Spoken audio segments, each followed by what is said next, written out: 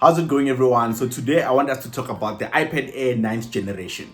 So this iPad was released in September 2021 and I want us to answer two big questions in this video. The first question is this an iPad that you should still consider buying in 2024? The second question is this still the best budget iPad that you can buy out there? So I'll answer those questions by taking you through the design, the specs, the features, and everything that this iPad has to offer, and see how those features and specs hold up in the last part of 2024 and potentially the first part of 2025. So let's get to it. So Apple recently announced the new lineup of iPads, and that include an iPad Pro that has an M4 chip and also an iPad Air 6th generation that has an M2 chip. And as a result, we have seen some price drops in the older iPads. So these include the iPad Air 5th generation that has an M1 chip, and we have also seen a price cut in the iPad 10th generation, which now retails around 8,500 rands, which is where, when it was first released, we hoped that would be the price, but it started at around 10,000 rands.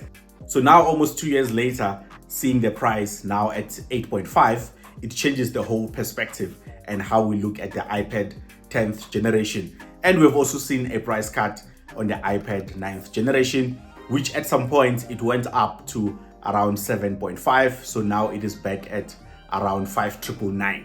But is it worth it in 2024? So first, let us talk about the design of this iPad 9th generation. So in terms of the design, the iPad 9th generation is the last iPad that seems to have legacy features and legacy design. So I'm talking about things such as the home button, the Touch ID or fingerprint scanner. It also has a lightning port and also an audio jack. So it seems the iPad 9th generation is the last one that you can still buy brand new that has this type of a design and offers all of these features. So if you still want an audio jack on your iPad and still have a few lightning accessories, this is the iPad to look at. But for some people, this design might look old because it also has those thicker bezels. So some people might look at it and say, okay, this looks old, I need something new. And now let us talk about the display of this iPad. So this iPad comes with a 10.2-inch display that has True Tone, and it can go up to 500 nits of brightness. So overall, I think it's a good screen. I've used this iPad for more than a year, and I'd say it's good enough to work on documents, to watch stuff, and to game as well. So although it is not the brightest of screens out there, but it's still pretty good, especially when you're indoors. However, the screen is non-laminated, meaning that there is a bit of a gap between the pixels and the screen itself, or the glass that is on top of the screen. So when you are using a pencil to write, you can see a little bit of latency on there. And also when you are looking at it, if you can look at it from an angle, you can actually see that whole air gap that is there on the screen. However, I've used iPads with laminated screens and iPads with non-laminated screens, and I'd say you get used to this thing and you forget about it. For me, it took me about a week to actually forget about the non-laminated and laminated screen. So the difference in the latency is there, but it is not a big deal. And speaking of non-laminated screens and latency, the iPad 9th generation supports Apple Pencil 1st generation. And to charge it and to pair it, you simply open the pencil and plug it in on the lightning. So it can either pair or it can charge. So I think this is way much better, unlike with the 10th generation, which requires some sort of an adapter. So this iPad still has a better mechanism of charging and pairing compared to the 10th generation. Although it is not better than the iPad Air and the iPad Pro, which charge magnetically. By placing the pencil magnetically on the side of the iPad, it will just charge. So that is a much better way of charging. But overall, the screen is good. You can watch stuff, you can watch movies, you can watch YouTube, you can game on it, browse the internet, read emails. It's a pretty good screen and it has a lot of space. And I'm saying this as someone who has used the iPad 6 and the 7th generation, which had even smaller screens. So it was a good jump to jump into a 10.2-inch screen. And I'd say compared to the iPad 10.9 and the 11-inch screens on the iPad Air and the iPad Pro, there isn't that much of a difference. And let's talk about the processor of this iPad. So it has an A13 Bionic chip, which is pretty good. I'd say it can do most of the things very well. It does not feel laggy in any way. and you can do some mobile gaming if you're into that. It handles the games well. Obviously, there are better processors out there, but I'd say this one is also not bad. Plus, it also allows you to run the latest iPad OS, so it is still pretty good. No complaints in that department. Obviously, it is on an M1 chip, so meaning you won't be getting Apple Intelligence on this specific iPad. And in terms of battery life is not the best battery life out there. For me, I like to treat an iPad as a computer, so I always make sure that I have a charger nearby, so I don't necessarily treat it as a mobile device in that sense. But I think if you can get a good 4 to 5 hours of either you're watching stuff or you are drafting some documents or going through emails or anything like that, I think it is pretty good. And then in terms of storage, the iPad 9th generation starts from 64 gig of storage, which is not enough, especially if you want to use it to do a bit of video editing. You store a few videos and the iPad is already full. So it is not the best iPad in terms of storage.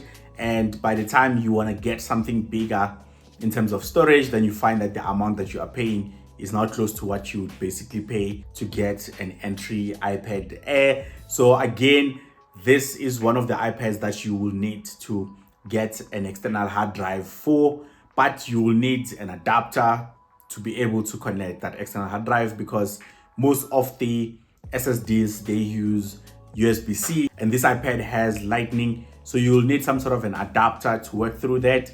If you want to use an older hard drive, you will need an adapter as well. I know it supports that. So here, really, I'm not sure if this iPad is really the best iPad if you want to do work that involves a lot of files and a lot of storing. Yes, you can connect it to your iCloud. That might help you there and there. But after you install a few applications, necessary applications that you need, like your Microsoft Office suite, maybe a video editing software, maybe one game, then the space quickly run out. That's something to take note of if you be considering this iPad, especially if you want to use it to store and to work with heavy files. So I'd suggest this type of an iPad for things such as reading. So storing documents, you can store as many documents as you can.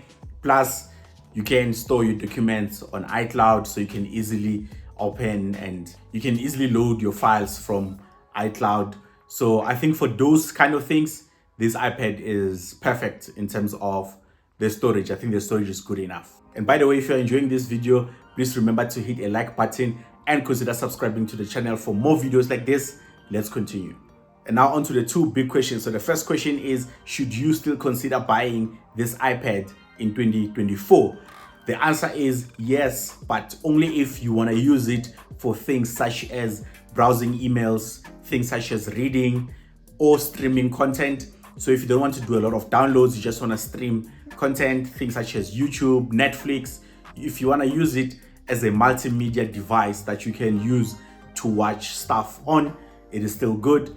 If you want to use it to catch up on your emails, maybe draft a few documents there and there, it's perfect. If you want to use it for note taking, whether it's at work or whether it's at school, if you want to use it with the Apple Pencil and just to draft notes and not have to carry books, it's a perfect iPad for that scenario. And also I'd say for students as well, if you want to get it for like maybe primary school students, I think it's perfect for research, because also you can have your Office suite on it as well, and you can also attend calls. If you have online classes, you can use it for that. It's perfect. Actually, one other thing that this iPad has, which I did not mention in terms of the camera, is it has a 12 megapixel camera, which is good for Zoom calls, and also it has an autofocus that seems to follow you around, so it keeps the focus on you. So if you're attending a Zoom call or a FaceTime call, if you are moving around, it will always try to follow you and keep your face centered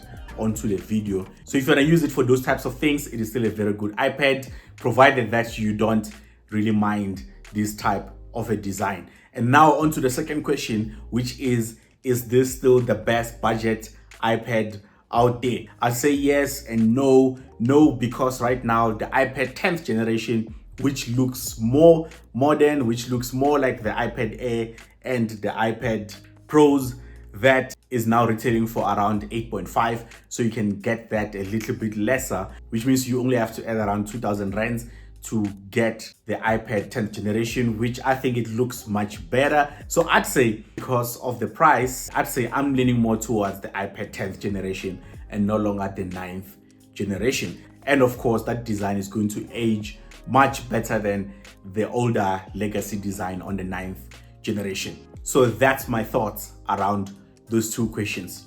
You can still buy the iPad 9th generation if you want to do specific things, not heavy video editing, not those kind of things.